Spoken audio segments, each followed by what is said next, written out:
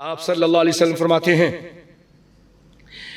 یہ جو روایت ہے، جو آپ کا فرمان ہے، یہ مسند احمد میں ہے، صحیح مسلم میں ہے، ترمذی میں ہے، نسائی میں ہے۔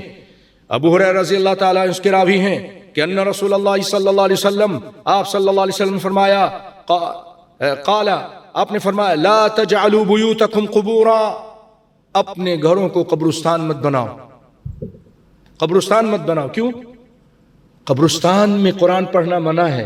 فَإِنَّ الْبَيْتَ الَّذِي تُقْرَأُ فِيهِ سُورَةُ الْبَقَرَةِ، بے شک وہ گھر جس کے اندر سورہ بقرہ کی تلاوت کی جاتی ہے، پڑھی جاتی ہے، لا يدخلہ الشیطان، شیطان وہاں داخل نہیں ہوتا۔ وقال الترمذی رحمہ اللہ، امام ترمذی فرماتے ہیں حسن صحیح، روایت ایک سند سے حسن ہے، ایک سند سے صحیح ہے، اور مسلم کی ایک ٹھوس روایت۔ اس وقت جو بیان کر رہا ہوں وہ نبی صلی اللہ علیہ وسلم سے ہے۔ عبداللہ بن مسعود رضی اللہ تعالیٰ عنہ روایت کرتے ہیں کہ نبی صلی اللہ علیہ وسلم فرمایا، ان الشیطان یفر من البیت الذی یسمع فیہ سورۃ البقرہ، شیطان اس گھر سے بھاگ جاتا ہے جس کے اندر وہ سورۃ بقرہ کو سنتا ہے۔